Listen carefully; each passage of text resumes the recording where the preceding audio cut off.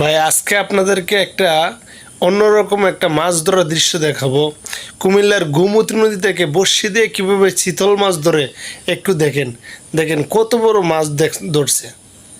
এই বড়শি যিনি বাইতেছে তিনি অত্যন্ত দক্ষ শিকারী। কুমিল্লার গোমতী নদী থেকে এই মাছটা তুলছে। দেখেন তো, দেখেন কত কষ্ট করতেছে, তারপরও মাছটা তুলতে পারতেছে না।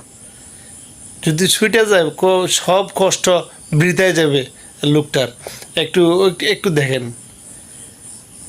দেখেন কত বড় মাছ, কত বড় মাছ। আর বাবা, অনেক বড়,